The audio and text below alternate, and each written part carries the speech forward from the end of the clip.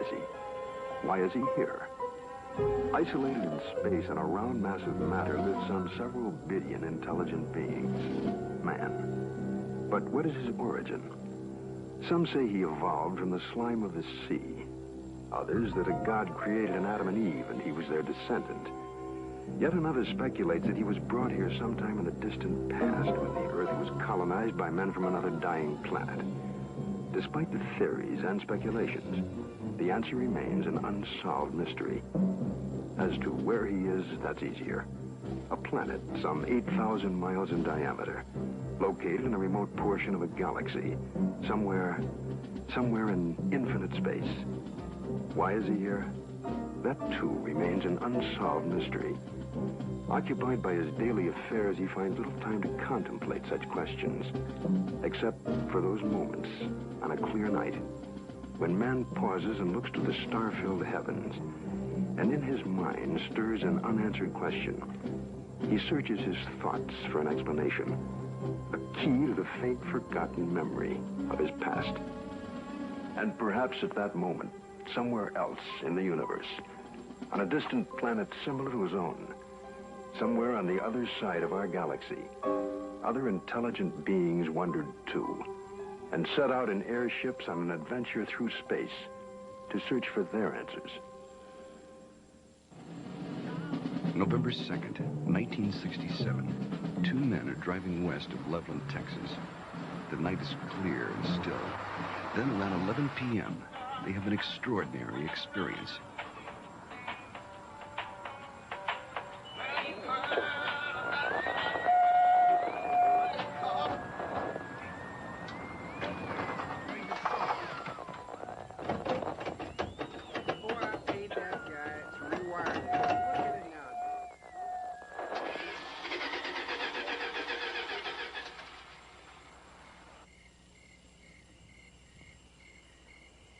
Come on, let's get out and check it.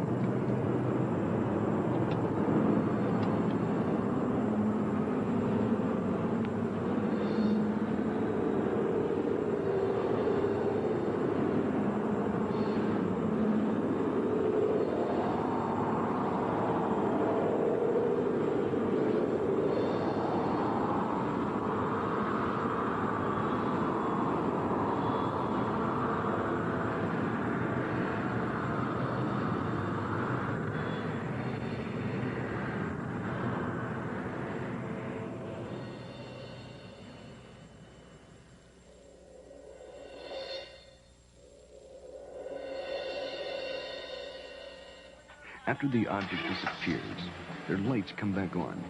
The engine restarts, and they hurry to notify the police. Later, the Air Force investigates their story and 15 similar reports before concluding that a form of globular lightning was responsible for the sightings. But there are many other possible explanations. What you're witnessing is based on fact. Some will find it fascinating. Some may find it frightening. But it is all true. With special thanks to NASA and the Department of Defense for their cooperation in our search for UFOs. It has begun.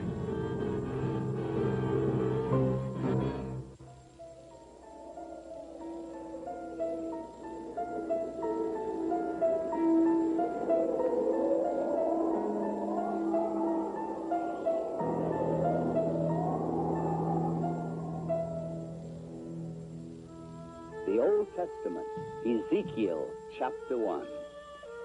It came to pass that the heavens were opened, and I saw visions of God. Out of the midst thereof came the likeness of 4 living creatures. They had the likeness of man. Now, as I beheld the living creatures, behold, one wheel upon the earth, by the living creatures. The appearance of the wheels in their work was like unto the color beryl, and their appearance in their work was, as it were, a wheel in the middle of a wheel. And when they went upon their four sides, and they turned not when they went. As for their rings, they were so high, they were dreadful, and their rings were full of eyes, round about them four. And when the living creatures were, the wheels went by them. And when the living creatures were lifted up from the earth, the wheels lifted up. This account took place some 500 years before Christ. Other accounts very similar appear in earlier ancient writings. The Greeks and Romans also are known to have made observations of such things as phantom chariots appearing in the night sky. Records also tell us that during the reign of Charlemagne, there were many accounts of encounters with tyrants of the air and their aerial ships. These accounts so concerned Charlemagne that those reporting such strange phenomena were subject to torture and death. Here is one recorded event given between the 8th and 9th century in France. One day, among other instances, it chanced at Lyon that 3 men and a woman were seen descending from these aerial ships. The entire city gathered about them, saying that they were magicians sent by Charlemagne's enemy to destroy the French harvest. In vain, the 4 innocents sought to vindicate themselves, saying that they were their own country folk and had been carried away a short time since by miraculous men who had shown them unheard of marvels. Luckily, the Bishop of Lyon pronounced the incident as false, saying it was not true these men had fallen from the sky, and what the townfolk said they had seen there was impossible. The people believed what their good bishop said rather than their own eyes, and set at liberty the 4 ambassadors from the ship. The date was November 12th, the year 1887. The time was near midnight aboard the sailing ship Siberian, when it was reported that several people aboard ship witnessed a huge sphere of fire. It was observed arising out of the ocean. It rose to an altitude of 16 meters, then flew against the wind and came close to the ship, then dashed off toward the southeast. This sighting lasted a full 5 minutes. Within the years 1896 and 97, mysterious airships were reported all across the United States.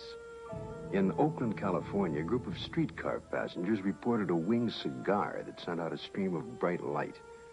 The sighting spread through Colorado, Texas, Kansas, Nebraska, Iowa, and many other states, particularly in the Midwest. On April 11, 1897, Walter McCann of Rogers Park, a few miles north of Chicago, took a photograph of an airship. The New York Herald, as well as the Chicago Herald Tribune, pronounced the plates as being genuine and not a fake. Dr. Jacques Vallée, international authority on the UFO experience. The first thing I'd like to dispel is a frequent misconception that UFOs are limited to this country. Very often people ask me, how come I never hear about UFOs in other parts of the world? How come we only hear about UFOs in America?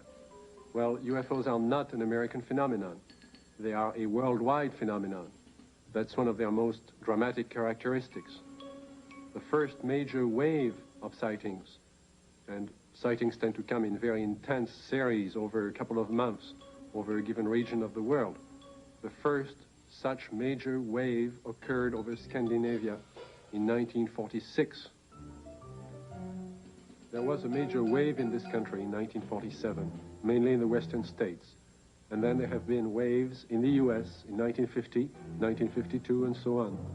And there have been intense concentrations of sightings in Africa, in Latin America, in Mexico, in the Soviet Union, in the People's Republic of China, Australia, New Zealand, and on and on and on.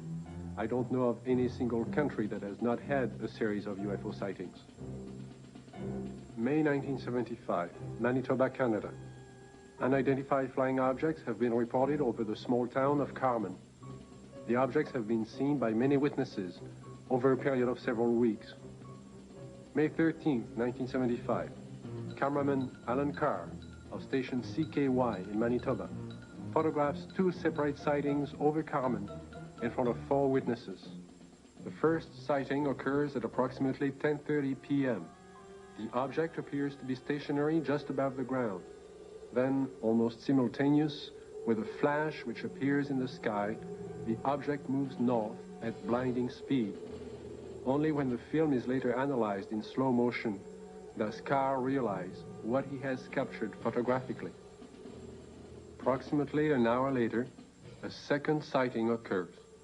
The object appears over a group of trees and moves from left to right at an apparently low relative altitude to the horizon.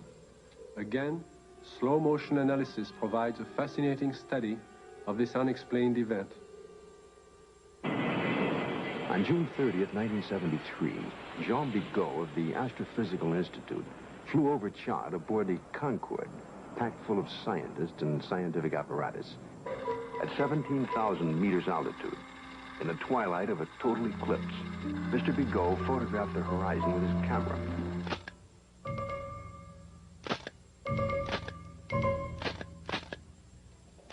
When the photo was enlarged, one of the slides showed what you're now seeing.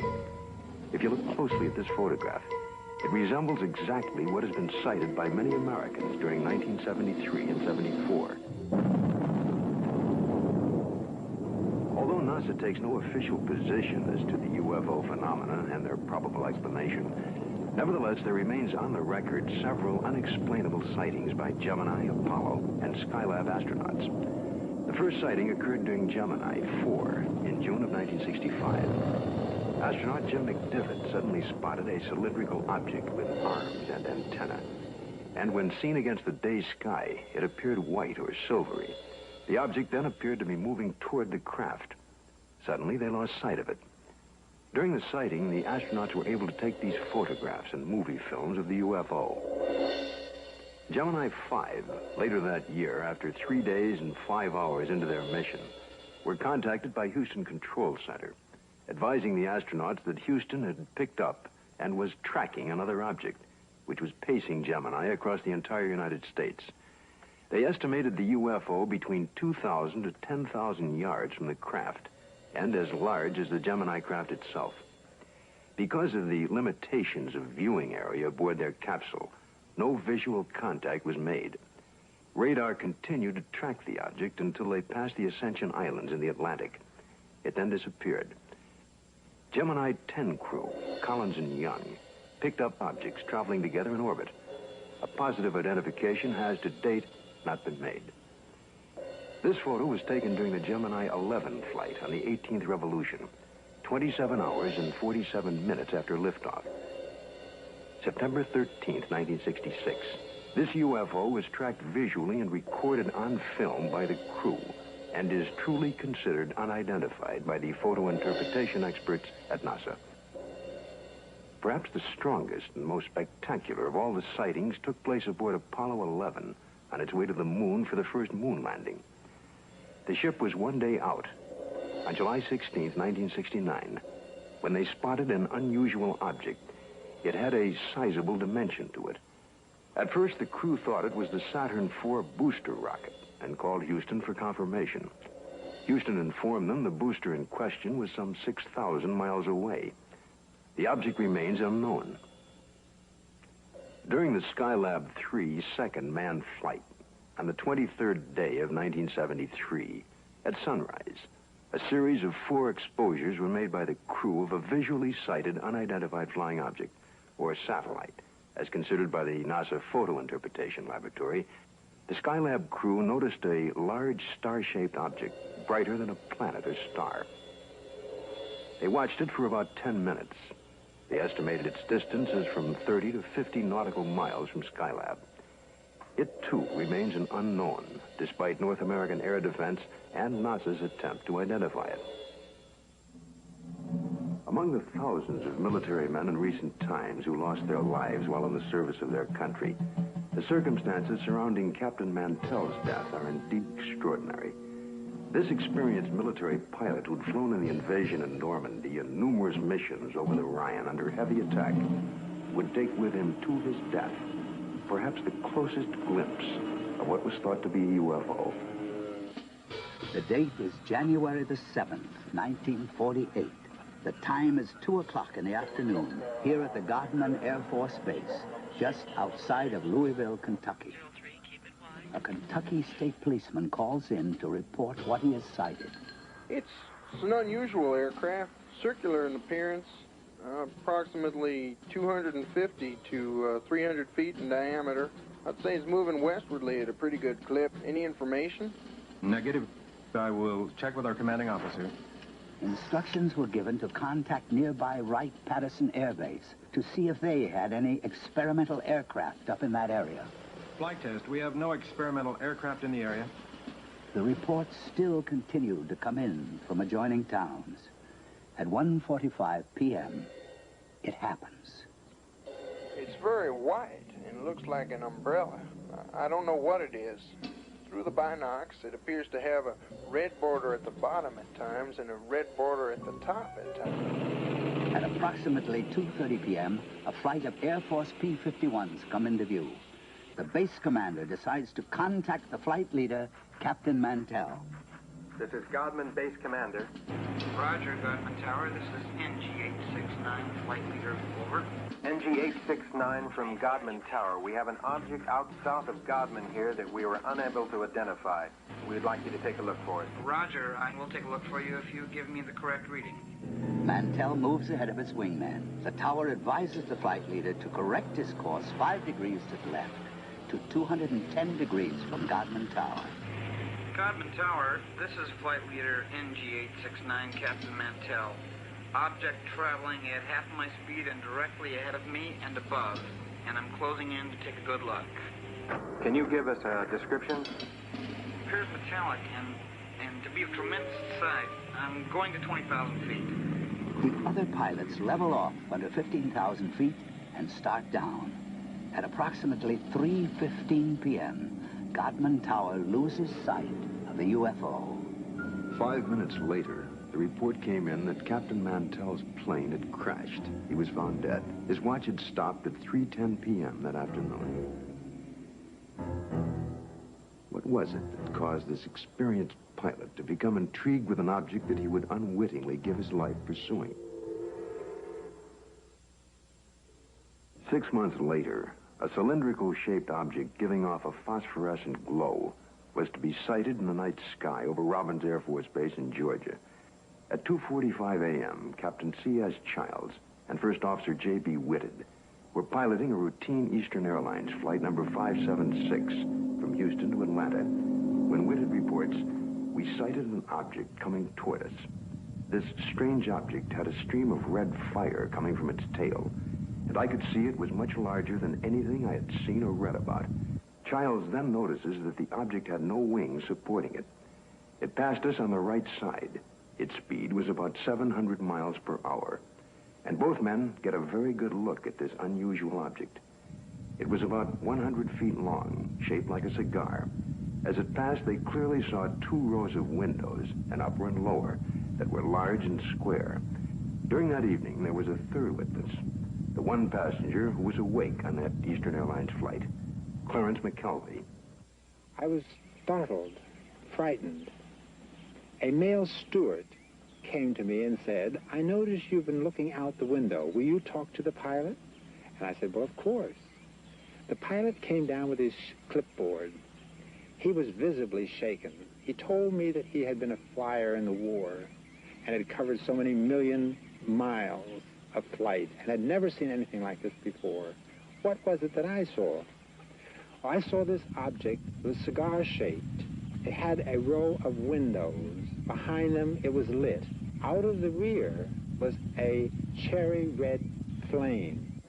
This hair-raising experience was witnessed by 3 aircraft, a passenger, and ground observers added more corroboration.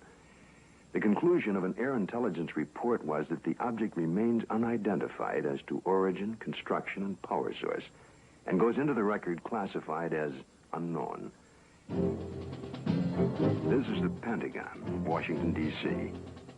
And this man is Colonel Bill Coleman. He was Chief of Public Information for the United States Air Force from 1969 to 1974. It was here at the Pentagon that the Defense Department first became interested in the UFO phenomenon. This occurred in the late 1940s.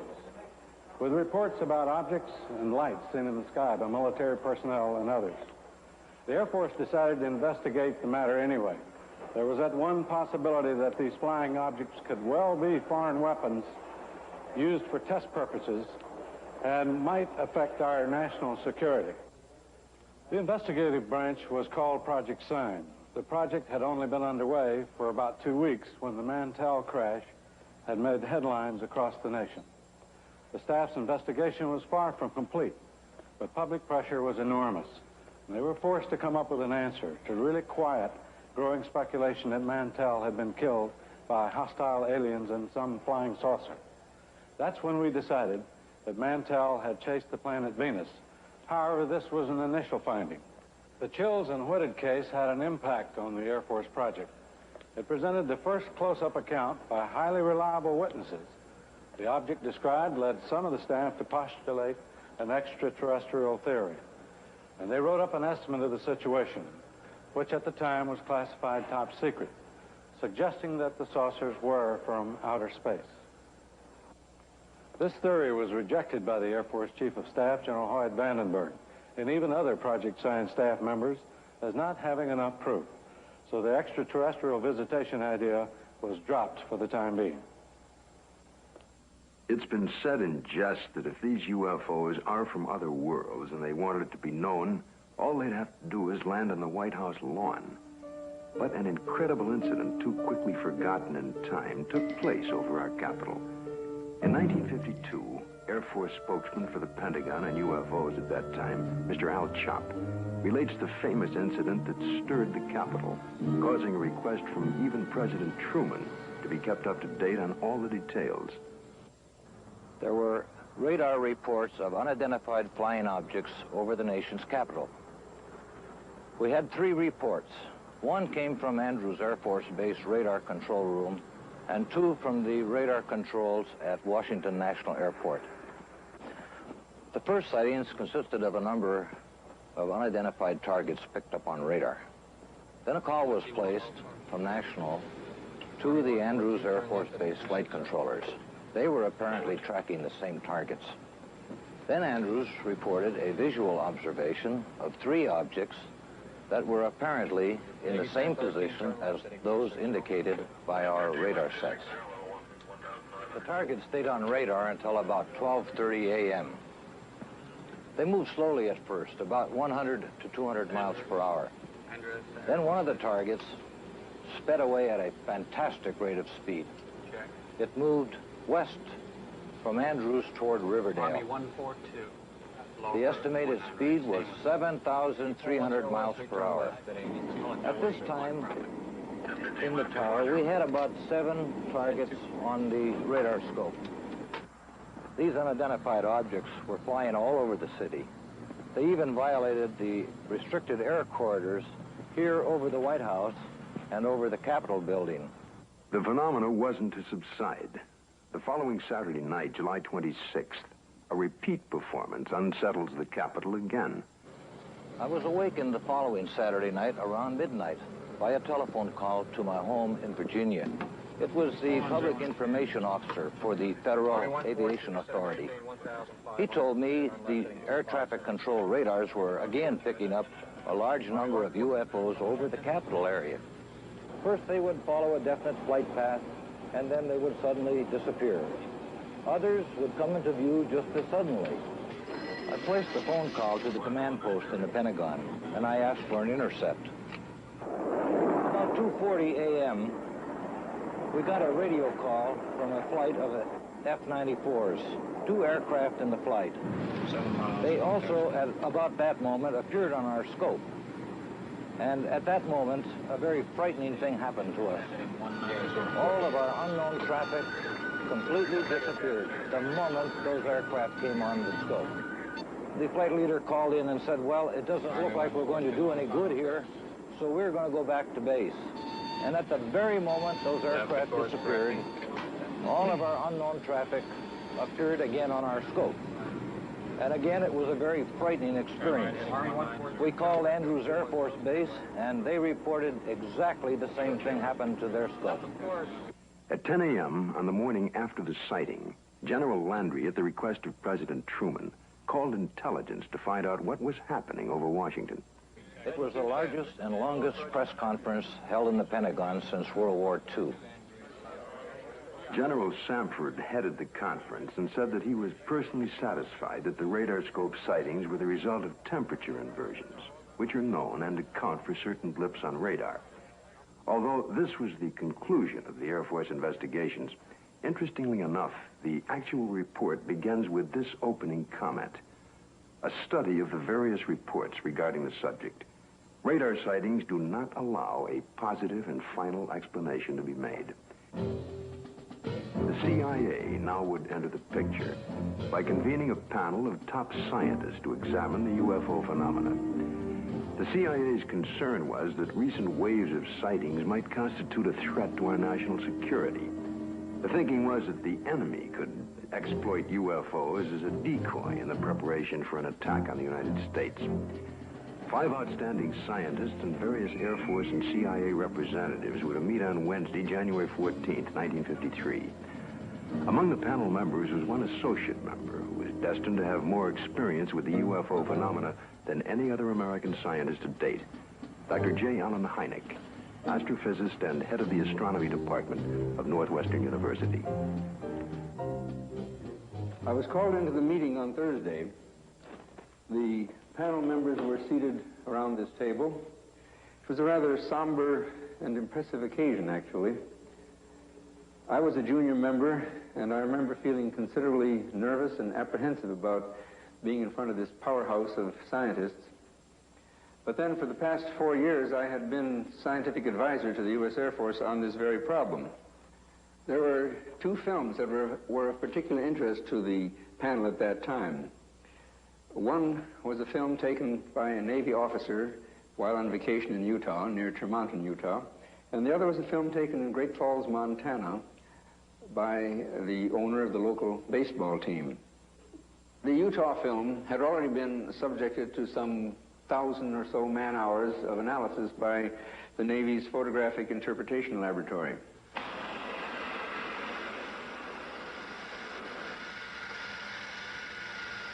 The panel got up from their chairs and crouched around the wall to examine the films, and they asked to have the films run several times, as a matter of fact.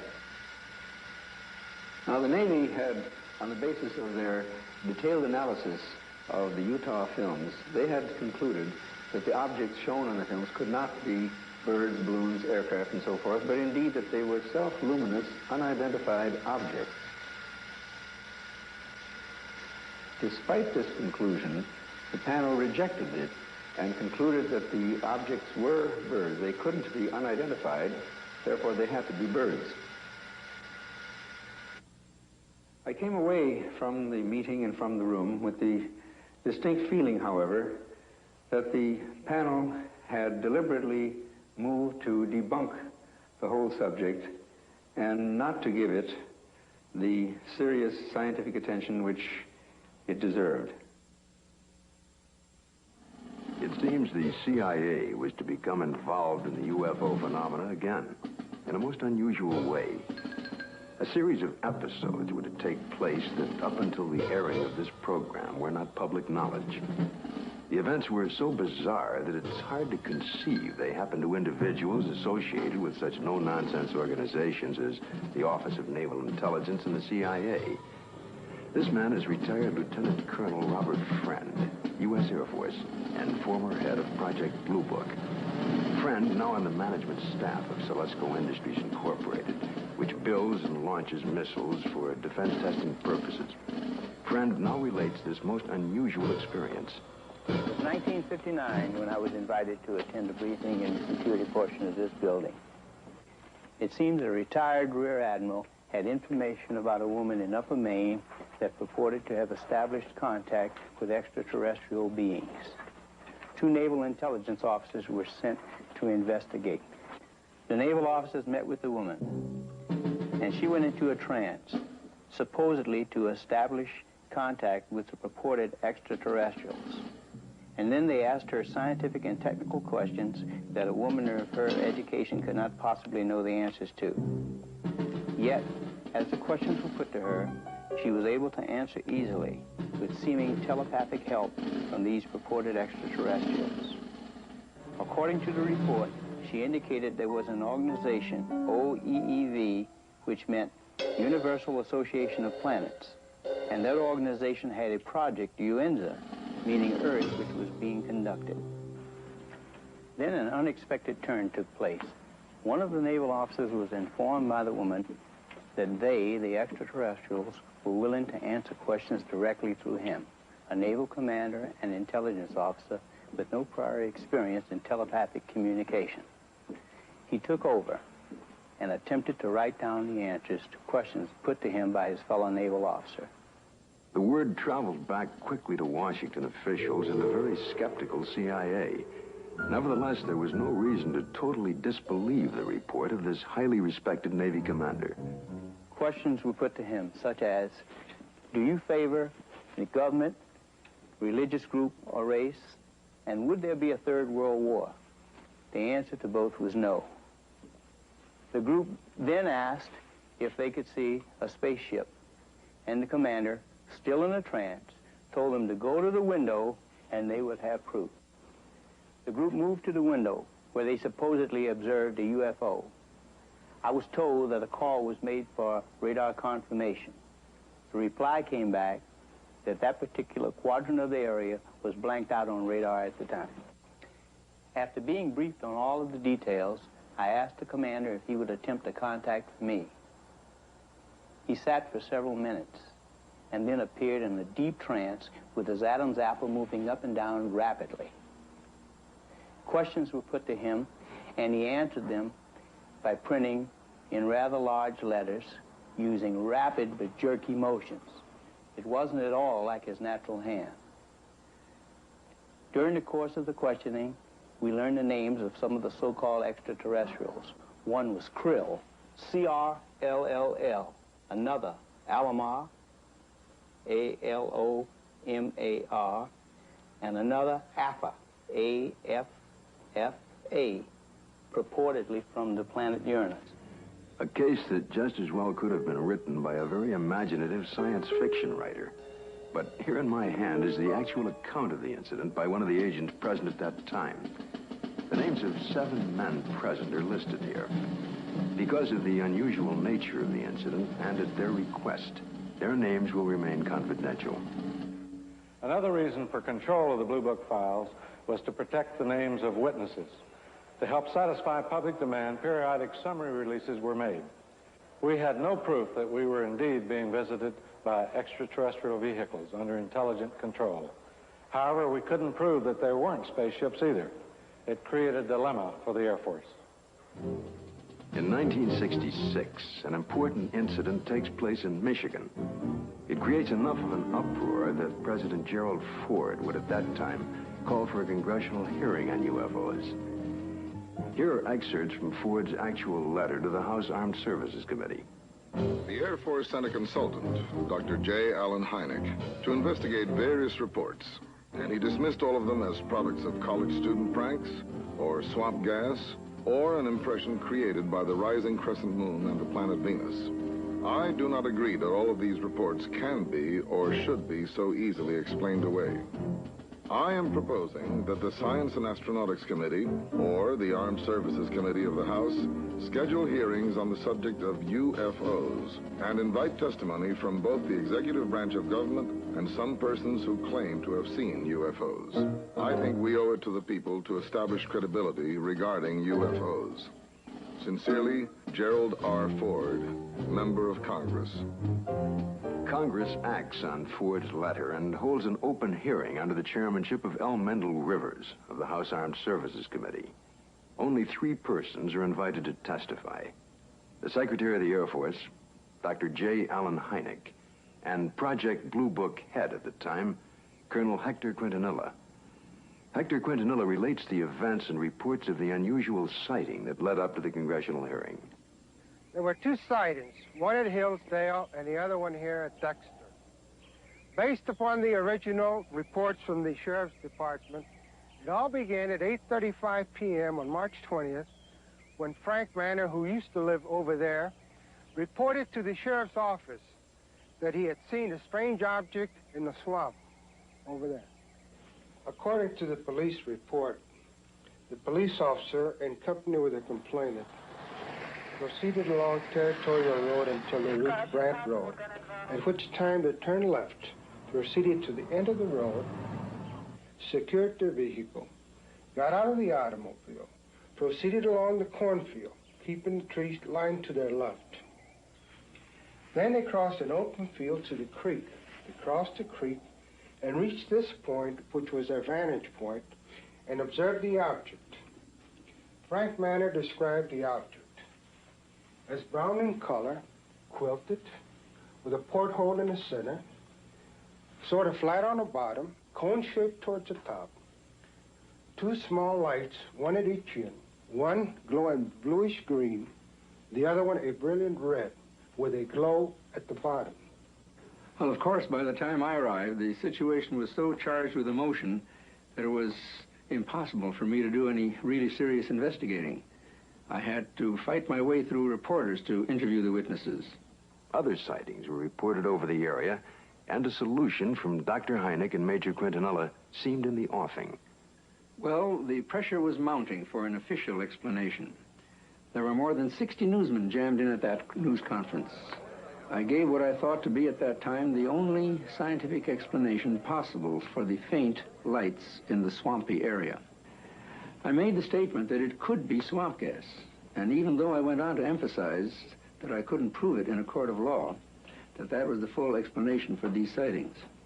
Well, the press picked up the phrase, swamp gas, and rushed off to the telephones, and I was to come into a great deal of criticism over it. What was the outcome of that congressional hearing? I believe the Air Force presented its side quite openly and completely. It seemed to satisfy the members of the committee. Now, a remarkable observation is to be recorded. If the facts are correct, the Air Force must now consider the possibility of beings related to UFOs. It happened in Socorro, New Mexico, here just outside of this quiet desert town. A state highway patrol officer, Lonnie Zamora, was on duty, as he had been for the past several years. A black Chevrolet was observed, speeding by the courthouse. Zamora put his highway patrol car into pursuit.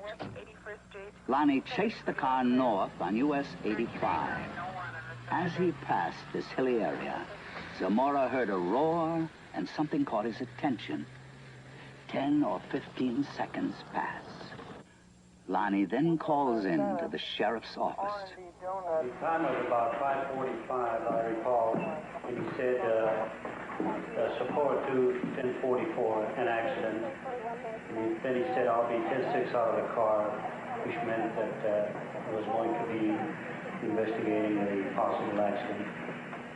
And I went up this road about a half a mile, and then I stopped my car and got out and looked out, and I could see a white looking object in the distance.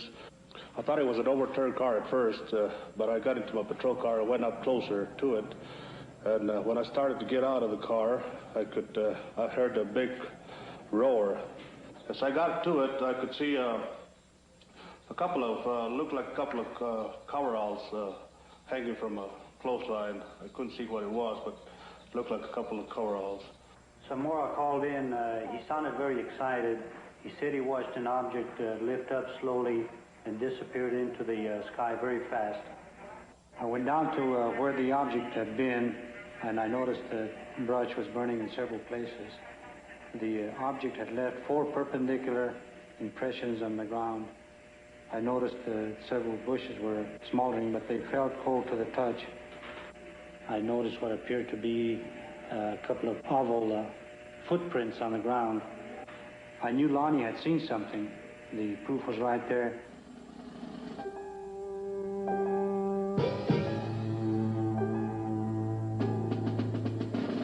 The incident was very interesting, to say the least. It seems to differ from practically all the earlier cases we investigated from one standpoint. The vehicle had left pod marks. There was an insignia observed by Lonnie Zamora on the side of the craft. The insignia was unidentifiable, not American nor Russian.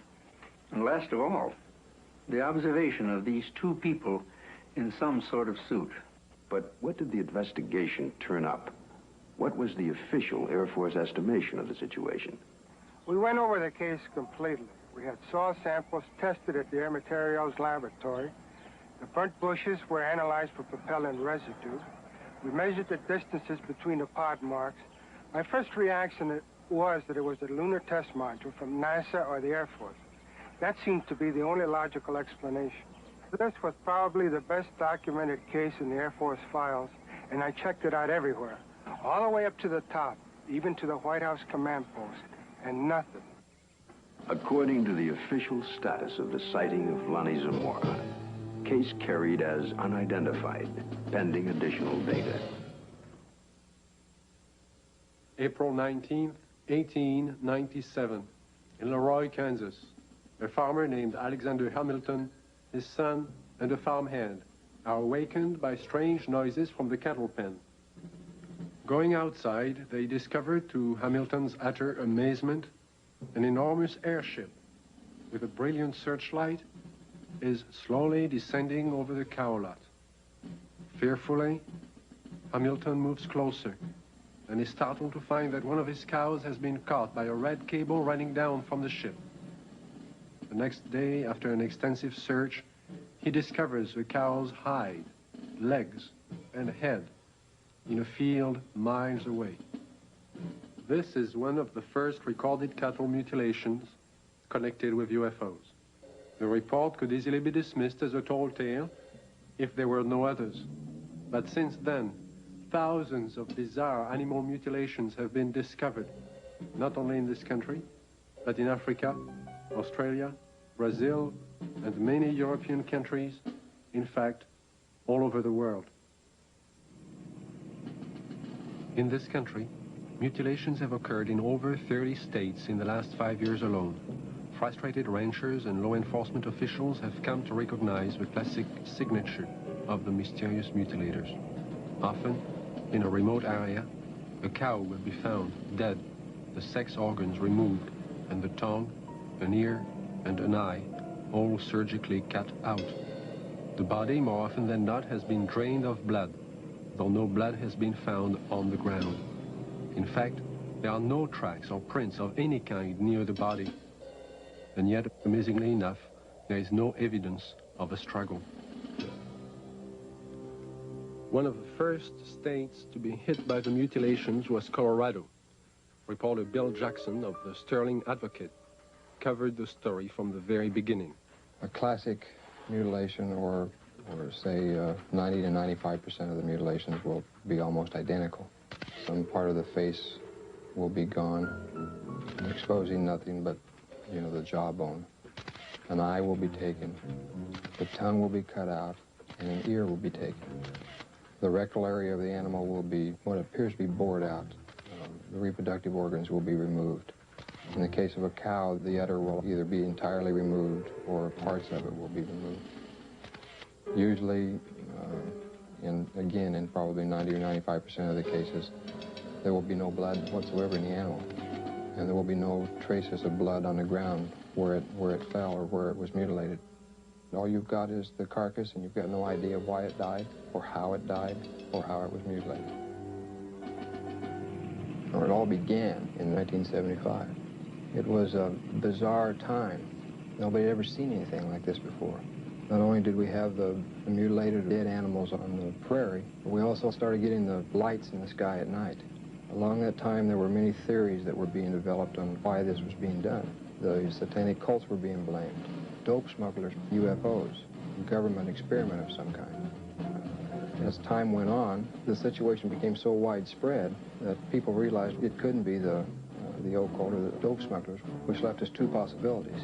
Number one, it was being done by a government, let's say. Or number two, it was being done by UFOs. As more and more cases were reported, the Colorado Bureau of Investigation was called in. Well, our position is basically one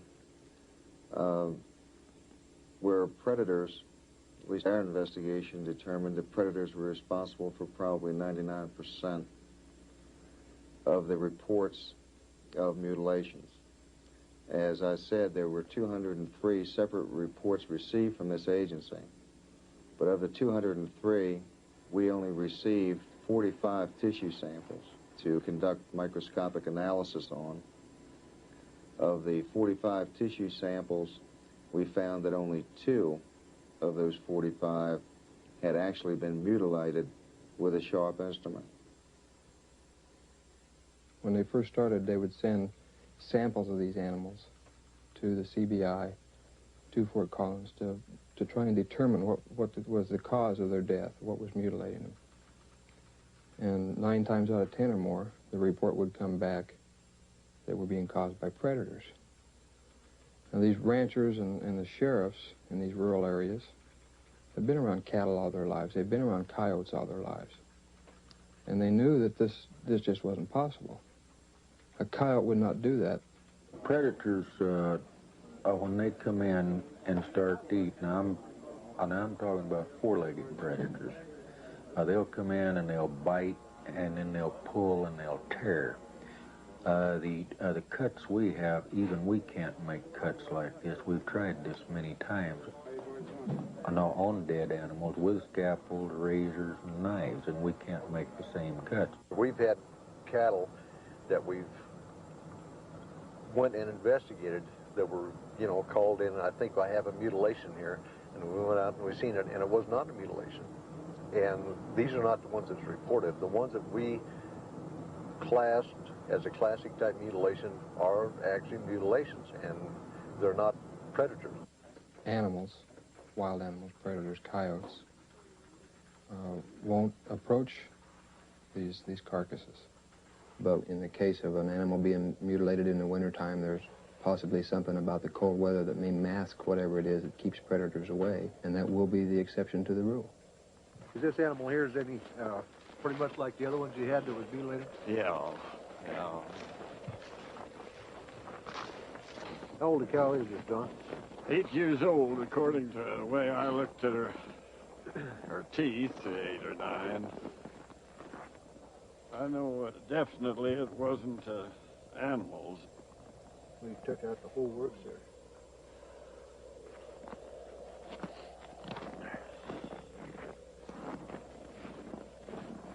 Don, now on this critter here, how this looks like a real incised wound.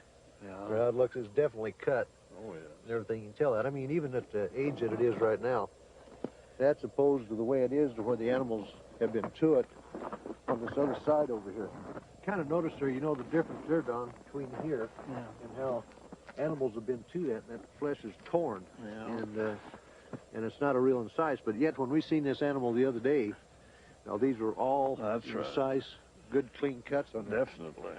So that's a good example of what we was trying to say about the lab up there. They said that it was predators doing it, but that definitely wasn't a predator wound there. No, I wouldn't say.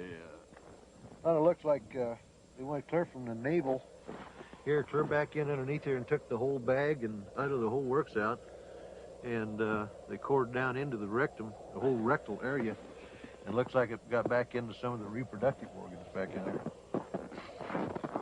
As the mutilations and the sightings of the lights in the sky continued, it got to a point to where ranchers in the northeastern part of the state began arming themselves. They weren't getting the results they wanted from state authorities.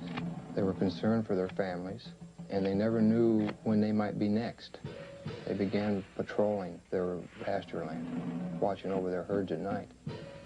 The lights from the sky, when they got too close to a herd of cattle, the ranchers shot. Well, I think everybody was a little edgy. Everybody started carrying high-powered rifles. I don't know what good it would have done, but everybody was awfully nervous. I'm completely convinced that there's something there that's not normal. There's a lot of questions that are unanswered, I'm sure, and hopefully someday maybe somebody will figure it out.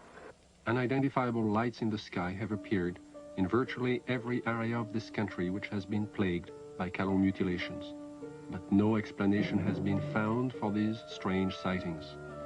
There are some who believe that these objects in the sky are responsible for thousands of mysterious cattle deaths which continue to this day.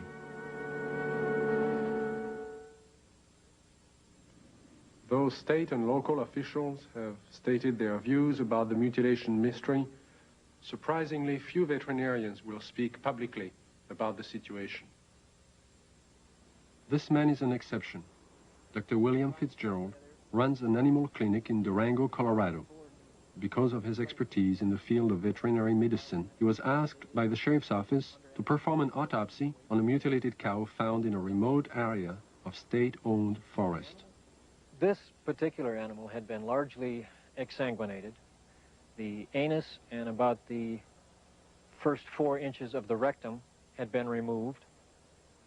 The preputial skin and the last 2 or 3 inches of the penis had been severed flush with the body wall.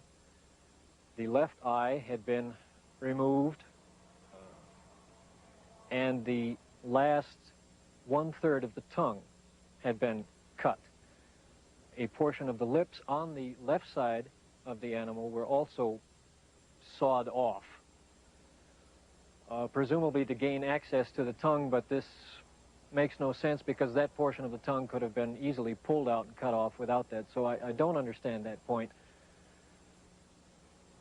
Reports I have heard, some that I have read subsequent to this time, indicate that people have seen mutilations that they attributed to predators. And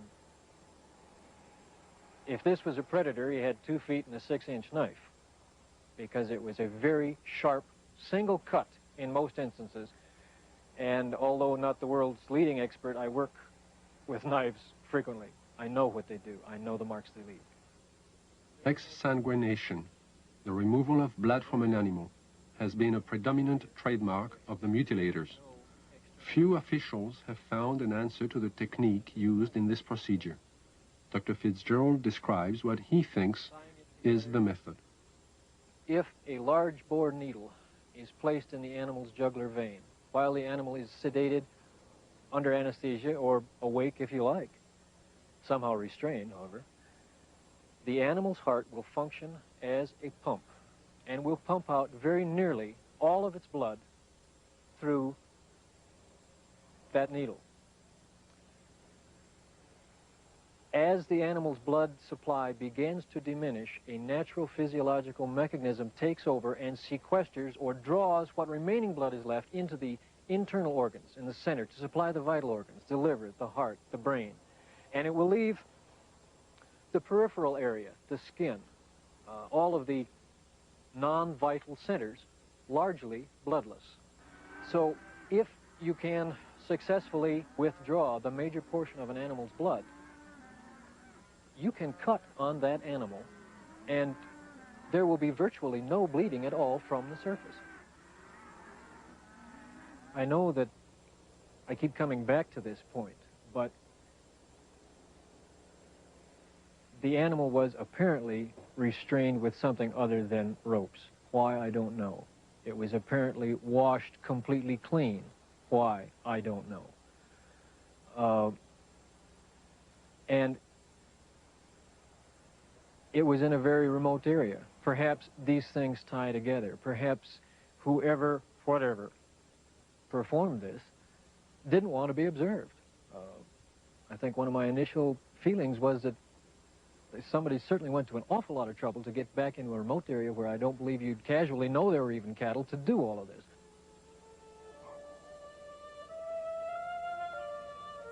Dulce, New Mexico, similar to the plains of Colorado in its isolation, but nestled among rolling hills and small mountains, is the land of the Jicarilla Apache.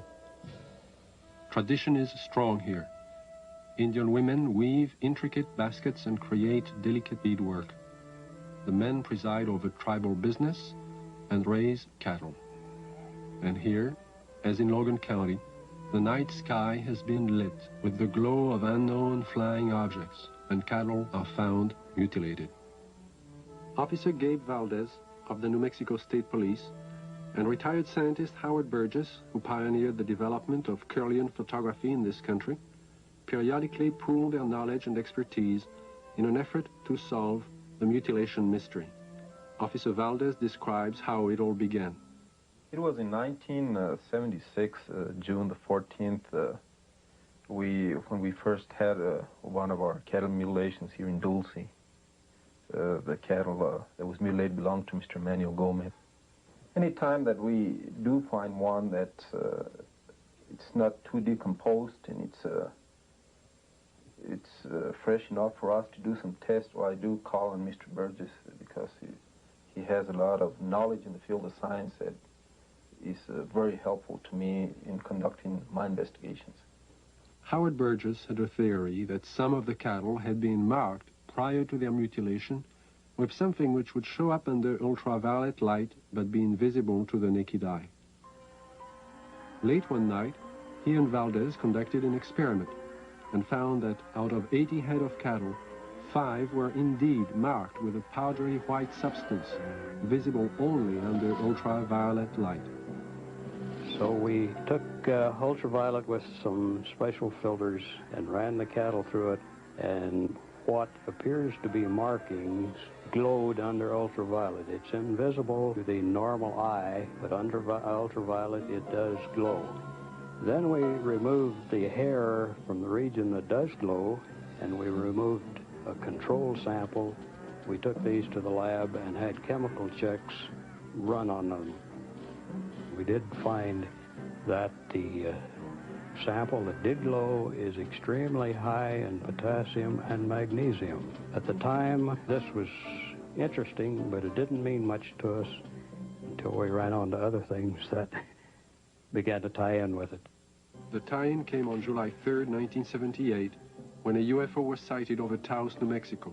As it hovered over the town, it dropped a thin film of ashes onto the ground below. The ashes contained high levels of magnesium and potassium, the same elements found on the cattle under ultraviolet light, but there was more. We find there's at least 25 elements in there. There's a good possibility that it may be something that's organic. And if it is, this just opens up a real bag of worms, because anything can happen if this is an organic material that has come from one of these crafts. And this, as the people told us, directly fell from the craft that was hovering over the area. One evening in 1975, Logan County Sheriff Tex Graves took his deputies into the countryside around Sterling, Colorado, determined to track the bright lights which had been skimming across the ranches and farmlands for the last several weeks. Reporter Bill Jackson describes the sequence of events. We were just getting started in this. We really didn't know what we were doing. We weren't prepared for anything like this, of course. But as time went on, we realized we couldn't catch them, so maybe we can take pictures of them and discover something that way. About a year and a half later, the lights returned. The mutilations were still going on. So we arranged with the Honeywell people in Denver to borrow a 1100 millimeter Lentar lens from them. And I got some high-speed recording film from Kodak. And then we sat and we waited, hoping that the lights would come back and we'd have a chance. And finally that chance came. It was a stationary object that we saw for approximately 30 to 45 minutes. And the resulting shots were interesting, to say the least.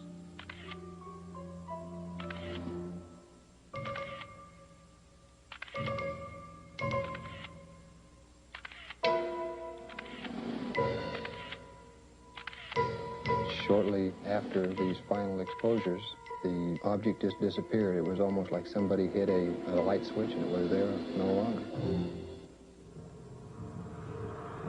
What are these unidentifiable lights? What is their nature and their purpose? Why have they appeared in the night skies immediately prior to the discovery of mutilated cattle? And how many more animals will die before the mystery is solved?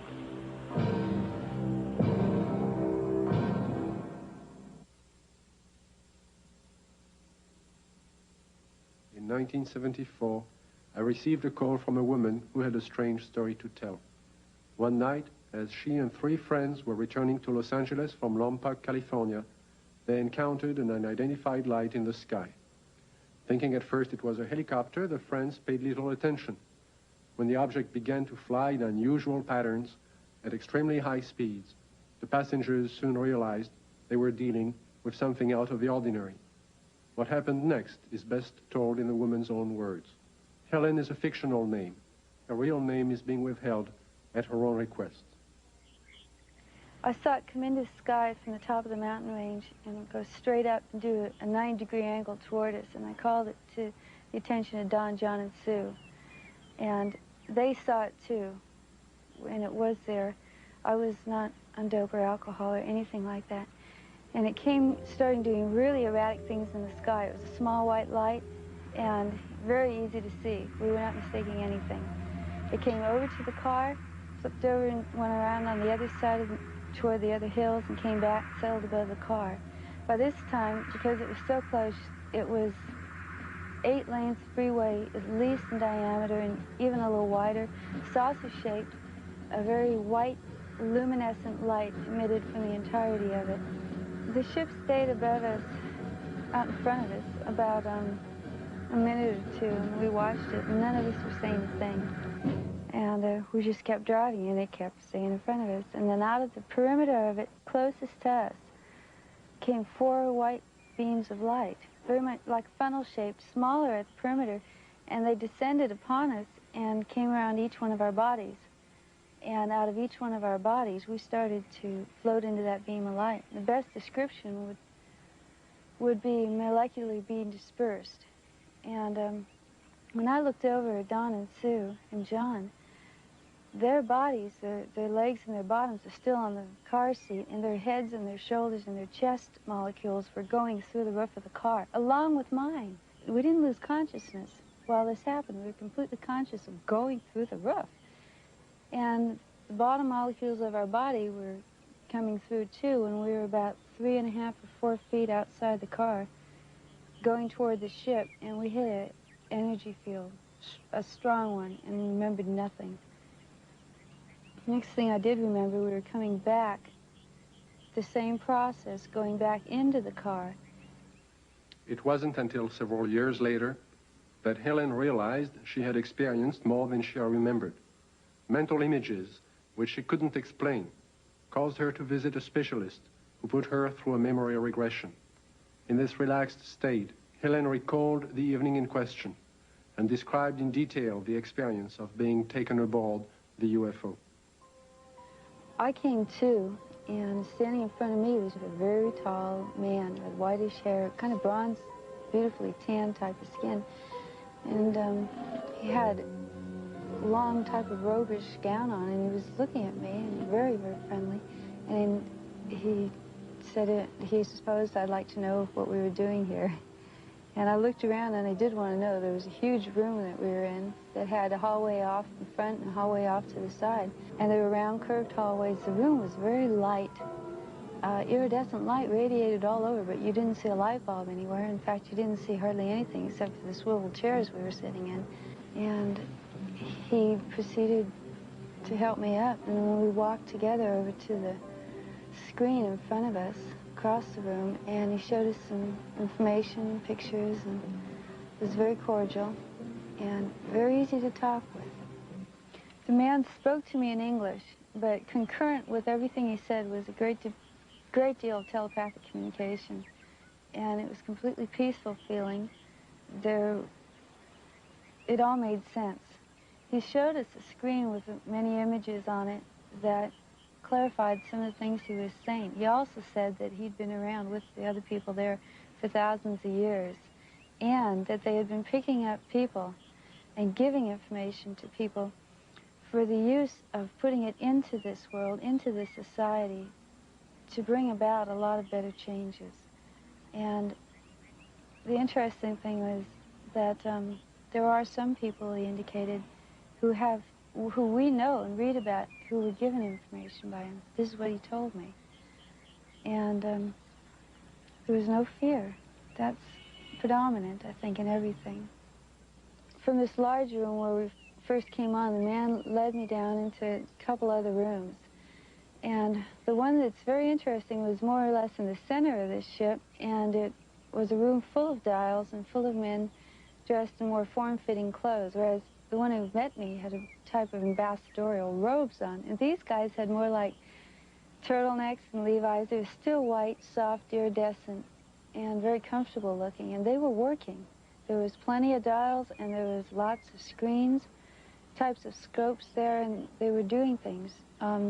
Very involved. None of them paid any attention to us. They kept their work.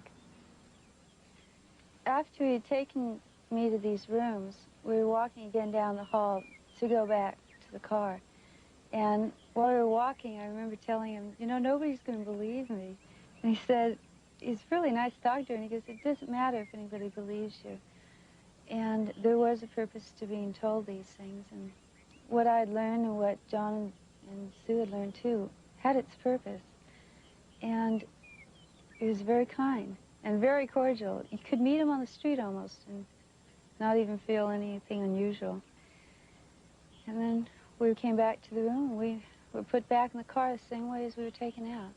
And we just this tremendous sense of peace, and that there was a lot more going on than we had originally thought.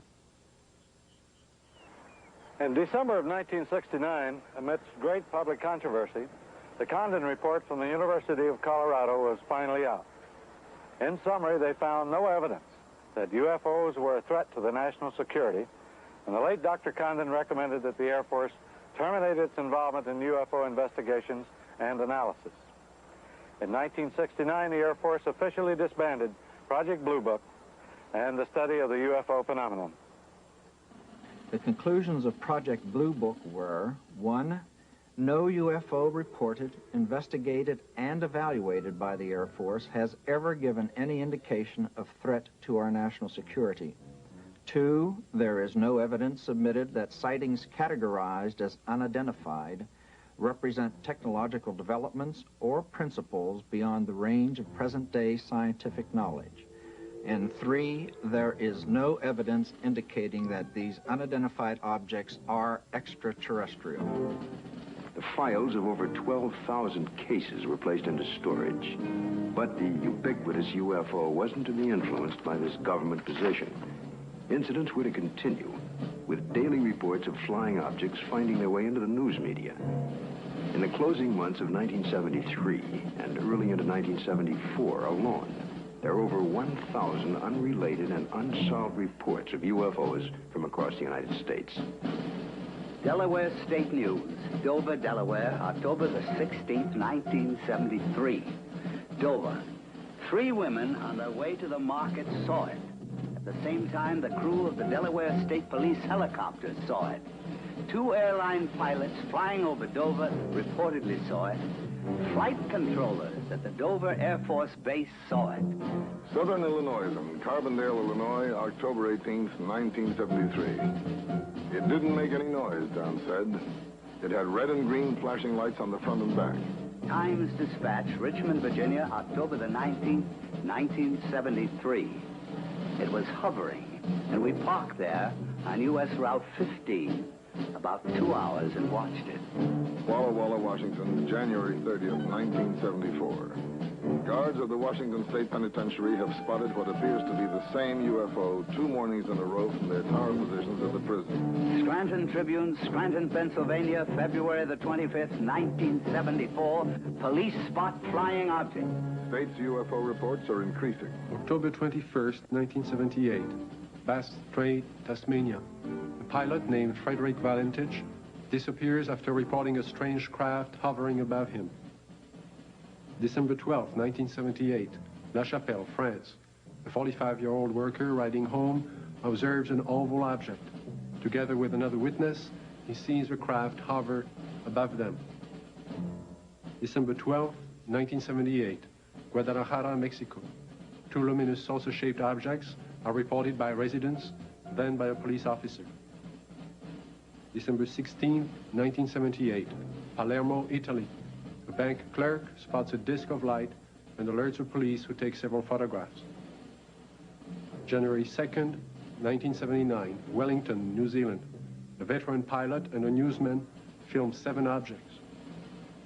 January 4th, 1979, Jerusalem. Police on duty see 3 mysterious objects at high altitude. January 5th, 1979, Johannesburg, South Africa. A woman and her son report seeing half a dozen occupants in front of a brightly colored craft on a lonely country road. Ordinary people are seeing something all over the globe. But what have the experts seen? NORAD and the Air Force do have extremely sophisticated equipment, and by use of the phased array radar facility, surveillance is maintained on objects in space. But the system is only designed to track things like rockets, satellites, and man-made debris, objects with specific trajectories and which hold an orbital or flight velocity of approximately 4.8 nautical miles per second. This system is designed to discriminate between objects in space. For example, it will ignore a meteor entering the Earth's atmosphere, but will quickly spot a satellite as it begins re-entry.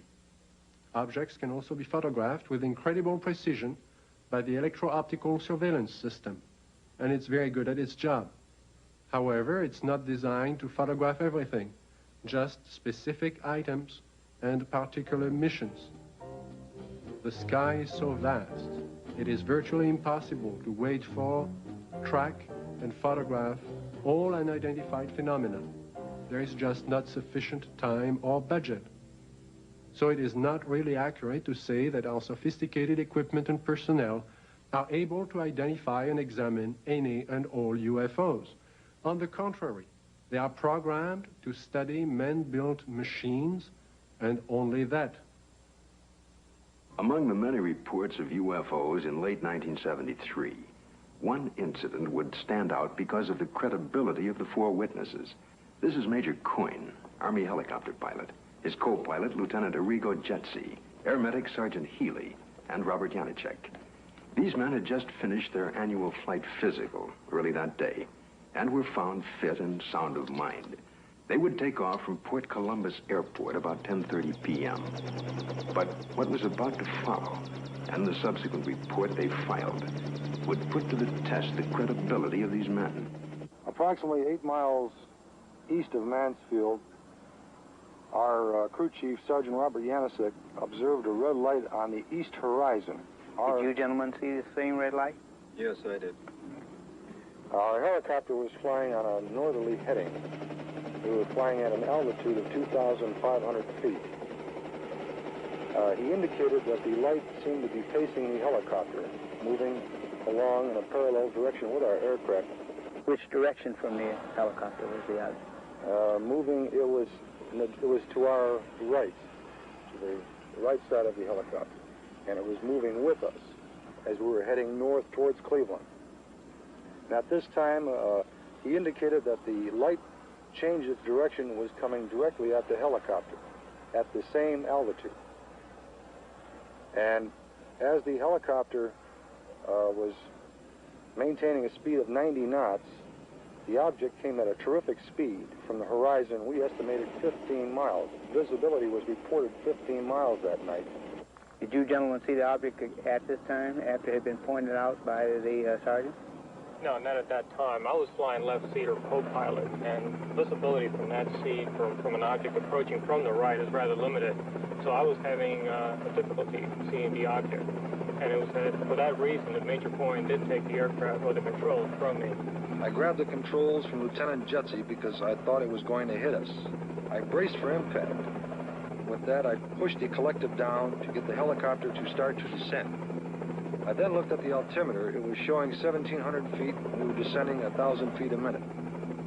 The helicopter began to descend, and as this object came at the helicopter, it seemed to descend with the helicopter. When the helicopter went down, the object came down, but it still came directly at our broadside, as if to hit the helicopter from the right side. Did anyone else see the object at this time?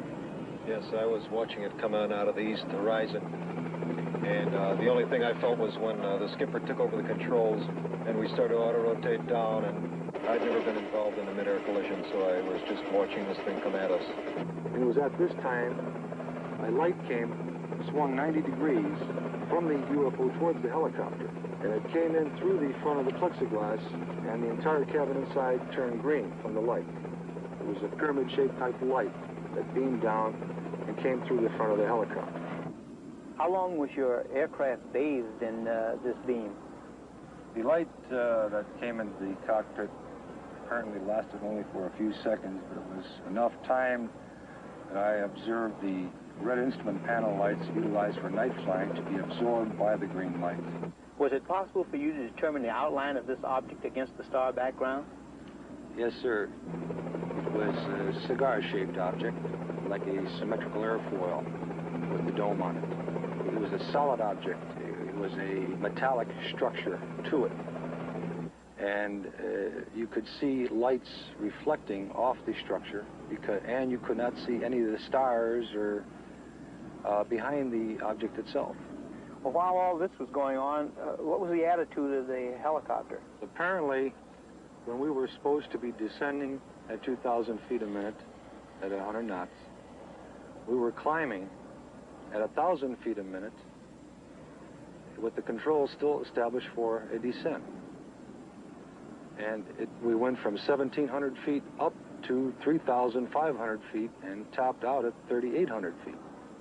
I would like to stress one important fact, and that is there is approximately 20 years of Army aviation experience between the 4 men on board the helicopter that night. We have been trained to follow procedures and regulations in reporting incidences, regardless of how they're accepted. And we tried to follow those procedures. And we reported the incident as it occurred and have avoided any speculation on the subject. While our government's official position is not to speculate on this subject, we can choose to let our minds explore other possibilities, to use our imaginations. For if we consider that astroscientists agree on one point, that the possibility of life elsewhere is not only quite probable, some feel it is there without a doubt. Let us suppose then that these objects are real space vehicles, extraterrestrial in origin, and not an illusion of the mind. Perhaps we can begin to accept such ideas as various reported UFO shapes and configurations by looking at our own aviation history. We have, in 71 years, devised dozens of aircraft shapes, from propeller-driven biplanes to lunar modules to date.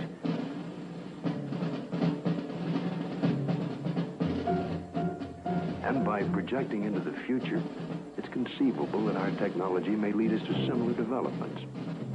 As to the UFO's behavior, if they are space vehicles, they appear to have movement in advance of our understanding of what is possible in the 20th century. But we must realize, however, it stretches our imagination. There will be a 21st and 22nd and 23rd century, where the impossibilities of today may be tomorrow's commonplace. If these vehicles are of origins outside our Earth, then we must assume they are managed, controlled, and operated by some sort of beings, perhaps similar to us. From sketchy reports around the world, we can begin to construct a hazy portrait of these aliens. Reports indicate ashen, pale, white skin, perhaps with a thin protective membrane over them. Eyes large, far apart, with a wraparound appearance. Nose indefinite, 2 small breathing holes. A slit mouth, or small, or no opening at all. Behavior, cautious, curious, firm. Ability to paralyze on touch. Sounds emitted. Humming. Oohs in a foreign language or some accent. Buzzing as if electronic from their head and chest. Wearing head protection or overall body protection. We just might not be scientific and technically sophisticated to the extent that's necessary in order to recognize what is the real evidence in this, in what we have collected. I think we should also think of other possible hypotheses. Suppose there are such things as interlocking universes, where forms of matter which don't mesh with ours except under strange conditions. To assume that we're on the level of intelligence that would of necessity be visiting us, if they have the ability to come here, there may be no common bridge of understanding. There may be attempts at communication and we don't recognize it as communication. We must always be aware of the fact that we may be testing the wrong hypothesis. As for instance, in the days when people talked about stones falling from heaven, that was testing the wrong hypothesis. Meteorites do exist. The phenomenon exists, but they're not stones that fall from heaven. They're stones that the Earth collides with when they're in orbit around the sun. It's arrogant, egocentric, egotistical for us to think that we are the highest intelligences in the universe. I think that's completely preposterous. As far as the extraterrestrial intelligence is concerned, I believe it's out there. We have not been able to come up with a logical explanation. At least our scientists have not. The only plausible explanation that would explain all of these sightings is the theory that these could be intelligently controlled vehicles controlled by an alien species, alien to this planet. How would the public react if this event were true? To find the answer, Dr. Leon Festinger of the New School for Social Research consulted a number of prominent social psychologists from several universities across the United States. You must realize that social scientists can only make educated guesses about reactions to such a new and startling event. But nevertheless, certain behavior can be predicted. Dr. Aronson of the University of Texas points out that many people already have strong beliefs about the existence or non-existence of extraterrestrial beings and are committed to these beliefs. Dr. Walser tells us that if these extraterrestrial beings were advanced beyond us, we would probably gain technological information from them, that many Americans may worry that their benefactor will demand something in return, constant gratitude or acknowledgement of their superiority. As far as panic is concerned, most of my associates agree that it wouldn't happen unless there were, one, an imminent danger with no escape or chance to protect oneself, and two, it resulted in loss of contact with family or primary groups. And last, there is also the question of longer-term effects. What would happen over many years? One social psychologist suggests that it might help to unite the world. If the visitors from space prove to be an enemy, he suggests, then we would unite as one species to drive the invader away and then to live in peace thereafter. We've so far talked of the past and the present, but what are the possibilities of the future? It seems almost certain that if other beings more advanced than ourselves do inhabit other sectors of the universe, then it's quite probable there will come that day, that moment in time, when official contact will be made. Let's look at an incident that might happen in the future, or perhaps could have happened already. The premise is that contact is made by extraterrestrial beings with representatives of the United States Air Force at Holloman Air Force Base in the deserts of New Mexico. The day is clear. It's about 5:32 a.m. at Holloman Air Force Base. Traffic light. One recon plane is on the field ready for takeoff when Sergeant Mann is given a report of an approaching unidentified craft. Yeah, Bill, no, nothing on the lawn. I'll repeat it again. Unidentified approaching objects on coordinate 49er, 34 degrees southwest, following lane to the left. Can I go northeast with the Army helicopter? Probably a stray civilian, maybe. Keep me informed. 142, turn left. I see him over there. Check with Edwards. Make contact with him, Bill. This is Holloman Air Force Base Control Tower. Identify yourself. What's your tail number? You're encroaching on military airspace. Warning, identify yourself. You're in a restricted military air corridor. Call the base commander. Base commander's office, Sergeant Whitmore speaking. Yes? Yes, hold on. Colonel, for you. This is Colonel Horner, yes? Yes, an unidentified vehicle. You warned the aircraft again? 142, turn left. What's its shape? Check Edwards. Civilian patrol? Okay, all right. Sound a red alert. Unidentified aircraft approaching. Hey, Bill, give me a quick check with Wright-Patterson Intelligence. There may be an experimental craft from somewhere, I don't know, here. Alert the fire chief and security and safety.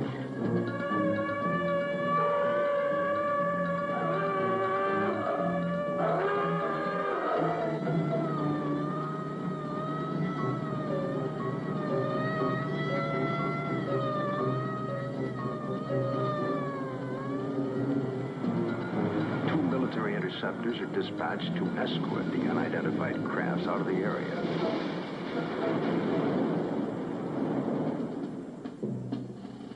During a routine photographic mission, a tech sergeant and staff sergeant of the base photographic team were aboard a helicopter at the time and run off several feet of film of the three objects, one of which breaks away and begins a descent. A second high-speed camera crew on the ground runs off approximately 600 feet. The cameras continue to roll as the extraordinary vehicle comes into view. It hovers, almost silently, about 10 feet off the ground for nearly a minute and yaws like a ship at anchor, then sets down on 3 extension pads. The commander and 2 officers, along with 2 base Air Force scientists, arrive and wait apprehensively. A panel slides open on the side of the craft. Stepping forward, 1, then 2, and a third, what appear to be men dressed in tight-fitting jumpsuits, perhaps short by our standards, with an odd blue-gray complexion, eyes set far apart, a large pronounced nose. They wear a headpiece that resembles a rope-like design. The commander and the 2 scientists step forward to greet the visitors. Arrangements are made by some sort of communication, and the group quickly retires to an inner office in the King 1 area. Left behind stand a stunned group of military personnel. Who the visitors are, where they're from, and what they want is unknown.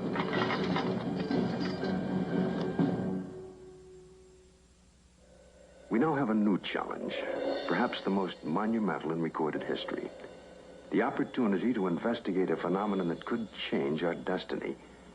Through the study and understanding of the UFO phenomena, we may discover a new energy force, or how to use it, or it could lead to an understanding of our relationship to life throughout the universe. And if there are beings from distant advanced societies, we may be privileged to see a revelation, a look at ourselves 1,000 years in the future. And perhaps at this very moment, located in another galaxy, somewhere in infinite space, other beings raise similar questions and discuss the possibilities of life outside their planet and talk about Earth as part of their plans for the near future.